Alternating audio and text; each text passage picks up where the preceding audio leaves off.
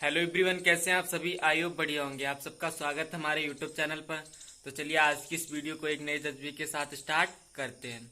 और मैं आप लोगों को बता दूं, आज अभी सुबह के 8 बज रहे हैं और मैं आज स्कूल नहीं गया था। रीज़न क्योंकि आज रेनी डे था, बारिश काफ़ी तेज़ हो रही थी, तो इसलिए स्कूल की छुट्टी हो गई। तो फिर मैं नहीं गया। तो मैंने सोचा चलो आज सुबह से ही ब्लॉग को बनाते हैं। चलिए मैं आपको अभी मौसम भी दिखाता हूँ कि बारिश का मौसम है। तो चलिए मैं आपको मौसम भी दिखाता हूँ।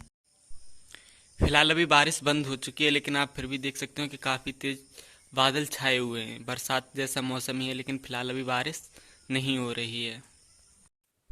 सो फाइनली यार, अभी मैं अपनी स्टडी टेबल पर आ चुका हूँ। तो चलिए फिर स्टडी को कंटिन्यू करते हैं। सो फाइनली यार, चलिए फिर स्टडी को स्टार्ट करते हैं। और मैंने आप लोगों को बताया था, मैंने आप लोगों के एक वीडियो में शेयर भी किया था जिसमें सर ने टेस्ट के लिए बोला था। तो मैंने वही टेस्ट को ज्वाइन किया था। तो जिसमें सर पहले टॉपिक दे देते हैं, फिर उससे क्वेश्चन देते हैं। तो इस वाले टेस्ट में मुझे 3-4 टॉपिक मिले हैं, जिसमें एक संघ कार्यपाल का है। तो चलिए फिर इसका भी रिवीजन करते हैं। और देखिए मेरा पॉलिटी का नोट्स है, जो पहले मैं पॉलिटी कंप्लीट कर चुका हूँ, जिसमें बाकायदा जैसे टॉपिक था मेरा संघ कार्यपाल का।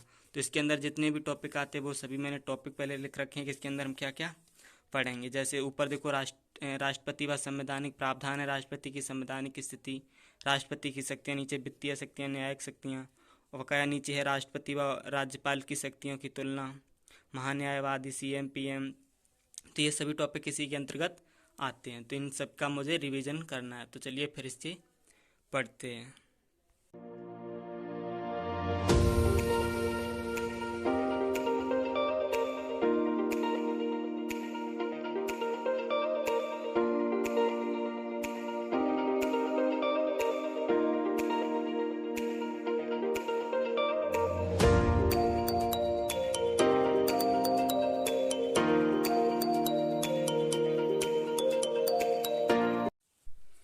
सो फाइनली यार, अभी मैं रिवीजन कर चुका हूँ। कुछ टॉपिक अभी मेरे छूट भी गए हैं, तो उनका रिवीजन मैं बाद में करूँगा। और मैं आप लोगों को बता दूँ, काफ़ी लोग मुझे कमेंट करके पूछ रहे थे। हालांकि जो क्लासेस करते हैं ऑनलाइन या ऑफलाइन, वो तो अपना नोट्स बनाते हैं, क्योंकि टीचर नोट्स बनवाते हैं। कुछ लोग जो सेल्फ स्टडी कर रहे हैं, वो लोग पूछ रहे थे कि भाई नोट्स बनाना क्या ज़रूरी है। जब हम बुक्स रीड करते हैं तो बुक को ही अंडरलाइन कर लेते हैं। तो मैं बता दूं भाई, जैसे हम लोग नोट्स बनाते हैं, तो नोट्स का क्या होता है कि बुक्स पढ़ते हैं। बुक, कोई भी बुक सीधी यूपीएससी के लिए नहीं बनी होती है, क्योंकि उसमें और भी यूनिवर्सिटी लेवल की होती है या कुछ और। मतलब वो इसलिए नहीं बनाई जाती कि आप उससे एग्ज़ाम देकर के यूपीएससी निकालो। कोई भी बुक हो तो सिर्फ इसलिए तो बनी नहीं होती। लेकिन जो हम नोट्स बनाते हैं, वो प्रॉपर अपने सिलेबस को मद्देनज़र रखते हुए, और जो सिलेबस में जो बार बार टॉपिक पूछे जा रहे हैं, जो इंपॉर्टेंट टॉपिक हैं, उनका ही हम नोट्स बनाते हैं। तो मेरे हिसाब से नोट काफ़ी इंपॉर्टेंट होते हैं, क्योंकि नोट में हम वही चीज़ लिखते हैं जो हमारे एग्ज़ाम के लिए इम्पॉर्टेंट होती है। क्योंकि फालतू की चीज़ हम नोट करते नहीं हैं। और बुक में बहुत कुछ अन्य चीज़ें भी दी जाती हैं जो हमारे, ऐसा तो कुछ नहीं होता कुछ काम का ना हो, लेकिन ऐसा होता है जो उस टॉपिक से इतना कोई महत्व नहीं होता। तो मेरे हिसाब से आप लोगों को नोट्स बनाने चाहिए। चाहे आप को अगर आप कोचिंग करते हो तो टीचर बनवाते ही हैं। हालांकि मेरा जो नोट्स ये बना हुआ है, ये सर ने बनवाया था। क्योंकि देखो, बुक्स होती हैं तो एक बुक्स, दो बुक्स, अगर कोई टीचर नोट्स बनवाता है तो वो एक बुक से तो बनवाता नहीं। टीचर ने काफ़ी बुक की रीडिंग कर रखी होगी, तभी तो नोट्स बनाता है। वो टीचर जो देता है हमें, वो सभी का निचोड़ देता है। तो जो, और वो उसके साथ ये भी टीचर देखते हैं कि जो हम नोट्स बनवा रहे हैं वो कितना इम्पोर्टेंट होता है। तो जो सर ने नोट्स बनवाया हो वो काफ़ी इम्पोर्टेंट होता है। अब ये चीज़ होती है कि हम अगर बुक्स पढ़ेंगे तो उसमें से सब चीज़ें हमें छांटनी होती हैं कि क्या चीज़ इंपॉर्टेंट है। अंडरलाइन करते हम चीज़ वही अंडरलाइन करते जो इम्पोर्टेंट होती है। लेकिन हमारे पास नोट्स है, तो नोट्स में हमें सब कुछ वही चीज़ें लिखी होती हैं जो हमारे एग्ज़ाम के लिए महत्वपूर्ण होती हैं। तो मेरे हिसाब से आप लोगों को नोट्स ज़रूर बनाना चाहिए। सो फाइनली यार, पढ़ते पढ़ते अभी लाइट जा चुकी है, और बाहर मुझे लगता है बाहर बहुत तेज़ बारिश हो रही है। इस वजह से ही सब कुछ अंधेरा अंधेरा सा लग रहा है। चलिए बाहर देखते हैं जाकर कि चल क्या रहा है। मैंने बताया था कि लाइट जा चुकी है, और गांव में यही होता है कि अगर बारिश आ जाती है तो लाइट अपने आप चली ही जाती है। और आप लोग देख सकते हैं काफ़ी तेज़ बारिश हो रही है, जिस वजह से लाइट भी जा चुकी है। सो फाइनली यार, वेट करते अगर लाइट आ जाती है तो फिर अंदर रूम में ही जा कर के पढ़ेंगे, नहीं तो फिर बाहर बैठ कर ही पढ़ना पड़ेगा। तो कुछ टाइम वेट करते हैं। फाइनली यार, काफ़ी टाइम वेट करने के बाद बारिश तो बंद हो चुकी थी, लेकिन लाइट अभी तक नहीं आई थी। तो मुझे लाइट का वेट करते करते काफ़ी टाइम हो चुका था। फिर मुझे लगा अब लाइट आएगी भी नहीं, तो इसलिए फिर मैं बाहर ही आ करके बैठ के पढ़ने का इंतज़ाम करने लगा। तो फिर मैं बाहर ही आकर के मैंने चारपाई बिछाई, यहीं पर अपने नोट्स लेके आ गया था। और मैं आप लोगों को बता दूं, मैंने पॉलिटी के नोट्स बनाए थे, उसमें मेरा थोड़ा सा एक टॉपिक छूटा हुआ था, तो मैंने सोचा क्यों ना ऐसे ही कंप्लीट कर लेते हैं। तो फाइनली फिर मैं उस नोट्स को कंप्लीट करने के लिए बैठ गया। और मैं आप लोगों को बता दूं, मेरी एक बहुत ही गंदी हैबिट पड़ी हुई है कि मैं जब भी लिखता हूँ या पढ़ता हूँ तो मैं बहुत ज़्यादा सर झुका के बैठता हूँ। जब मुझे याद आता है कि मैं ज़्यादा बैठा तब तो बैठ जाता हूँ, लेकिन मैं हमेशा ही से ये गंदी आदत पड़ी हुई है कि जब भी बैठता हूँ तो यही स्थिति में आ जाता हूँ। और मुझे इससे ये डर लगता है कि आगे अगर ऐसा ही चलता रहा तो कहीं मेरी आई में प्रॉब्लम ना आने लगे।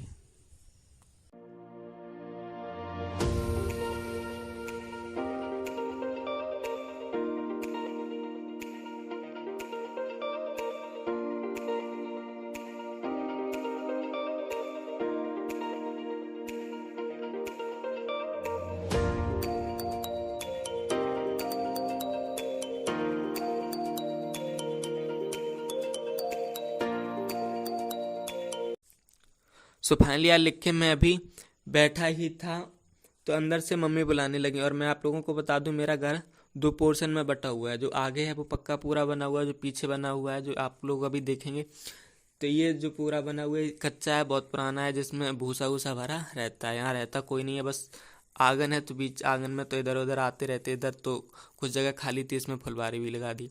तो मैं आप लोगों को बता दूं, मम्मी बुला रही हैं, तो मैंने देखा पता नहीं क्यों बुला रही हैं।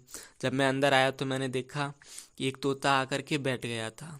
और ये तोता किसी का पला हुआ होगा, शायद किसी ने पाल रखा होगा, इस वजह से आकर के बैठ गया और बिल्कुल पास से ही खा रहा था। क्योंकि अगर कोई ऐसे ही पक्षी होता तो वो डर से उड़ जाता है, पास नहीं आता है, लेकिन ये काफ़ी पास बैठा था। और ये फिर मैंने इसे रोटी खिलाई तो ये रोटी खाने लगा। धीरे धीरे फिर ये खेल करने लगा और मुझे भी इसके साथ मज़ा आने लगा। लेकिन फाइनली यार मुझे ऊपर हाथ करते करते हाथ में दर्द होने लगा था, तो इसलिए मैंने इससे कहा कि आकर के नीचे बैठ जाओ। तो मैं इसे नीचे बिठाने के लिए बोल रहा था। नहीं पकड़े, नीचे आओ, नीचे बैठो, मुँह पे ना करियो, डरा मैं लगते है, याद रखियो। लटक तो जा तो तुम, और लटको, और लटक, और लटक, लटक, लटक, और नीचे आ, और नीचे आ, आजा आजा आजा आजा, मेरे हाथ नहीं पहुंचो, और लटक के आओ, उतर के आओ नीचे, और लटक, थोड़ी लंबाई बढ़ा, आजा आजा आजा। सो फाइनली यार वो बोलते बोलते नीचे आकर के बैठ भी गया था। फिर जब बैठ गया तो मैंने उसे बिठाकर वहीं उसे मैं रोटी खिलाने लगा। फिर बाद में धीरे धीरे खिलाते खिलाते मैंने मम्मी से बोला पानी लेके आओ, फिर उसे पानी भी पिलाया और धीरे धीरे मैं भी उसके साथ खेल में मस्त हो गया।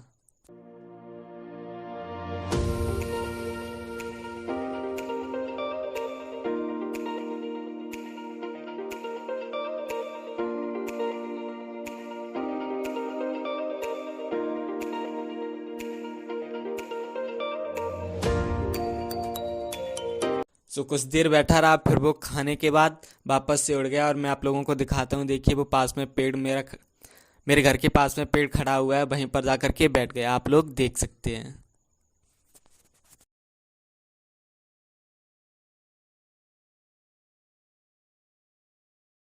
सो फाइनली यार अभी लाइट आ चुकी है। मुझे तो नहीं लगता था कि आज लाइट आएगी, क्योंकि दिन में काफ़ी तेज़ बारिश होती रही, मौसम भी ठीक नहीं था, लेकिन बट लाइट आ चुकी है।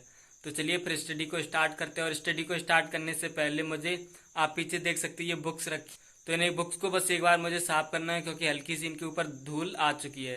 तो एक बार इन्हें साफ कर लेते हैं, फिर उसके बाद इन्हें सेट करके रख लेते हैं, फिर आगे स्टडी को कंटिन्यू करेंगे। तो चलिए फटाफट इन्हें सेट कर लेते हैं।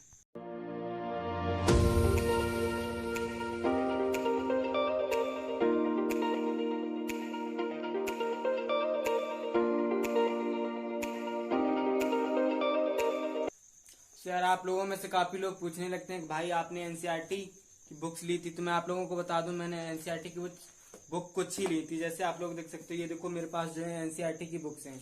इसमें 9th से लेकर के 12th तक की बुक्स हैं। जैसे ये अर्थशास्त्र की है, ये अर्थशास्त्र 12th क्लास के लिए है ये वाली। तो ये मैंने कुछ ही एनसीईआरटी की बुक्स ली थी जो मुझे इम्पोर्टेंट लगी, क्योंकि मैं स्कूल में पढ़ाता भी था, तो कुछ बुक्स में क्लास 8 तक की तो वहीं से मिल जाती थी, इसलिए मैंने 8 तक की कोई भी एनसीईआरटी बुक नहीं ली थी। मैंने जितनी भी एनसीईआरटी की बुक ली वो टोटल एनसीईआरटी बुक 9 से ऊपर थी। उसमें से मैंने सिर्फ हिस्ट्री की ली थी, हिस्ट्री की 1-2 बुक्स ली थी जो क्लास 7th 8th की थी, और मैंने पॉलिटी की बुक्स ली थी जो 7th 8th की थी। बकाया जितनी भी बुक्स थी वो मैंने 9 से ऊपर की ली थी, 9 से 12 तक की।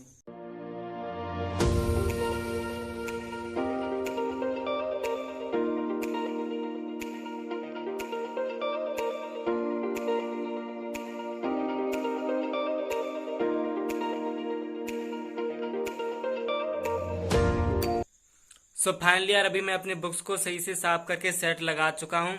आप लोग पीछे देख सकते हैं बुक को मैंने सही से सेट लगा रखा है। तो चलिए फिर अब स्टडी को स्टार्ट करते हैं। और मैं आप लोगों को बता दूं, मैंने अभी बुक को सेट लगाया तो फिर मैंने एनसीईआरटी की बुक्स देखी, तो फिर मैंने सोचा चलो एक बार एनसीईआरटी की बुक्स की रीडिंग फिर कर लेते हैं। और जो अभी मैं एनसीईआरटी की बुक्स की रीडिंग करूंगा वो बुक्स इतिहास की है। चलिए मैं आपको दिखाता हूँ। सो आप लोग देख सकते हैं ये बुक भारतीय इतिहास की एनसीईआरटी की बुक है, तो इसे ही मुझे रीडिंग करने। देखो मैं आप लोगों को बता दूं, कई लोग बोलते हैं कि मैंने 2 बार रीडिंग कर ली, 3 बार रीडिंग कर ली। देखो भाई, अगर एनसीईआरटी की जितनी बार आप रीडिंग करते हो उतनी बार कुछ ना कुछ नया ही आपको पढ़ने को मिलता है, तो जितनी बार कर लोगे उतना कम ही है। अभी ये नहीं कि मैंने 2 बार कर लिया तो अब बहुत हो गया, आप नहीं करनी चाहिए। जितनी बार रीडिंग करोगे हर बार कुछ ना कुछ नया ही मिलेगा।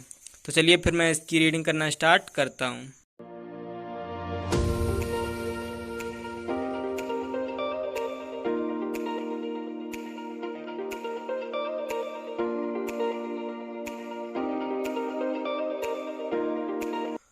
सो फाइनली यार अभी मैं अपनी एनसीईआरटी की बुक्स की रीडिंग कर चुका। हालांकि मैं कंप्लीट नहीं कर पाया हूँ क्योंकि इसके अभी काफ़ी पेज छूट गए हैं, तो इसे मुझे कंप्लीट नहीं हुए, कुछ ही हिस्से को पढ़ पाया है। लेकिन अभी इसे यहीं पर बंद करते हैं क्योंकि टाइम भी काफ़ी हो चुका है और अब मुझे नींद भी आने लगी है। तो चलिए फिर इसे यहीं बंद करते हैं और कल मिलेंगे एक नई वीडियो में एक नए जज्बे के साथ।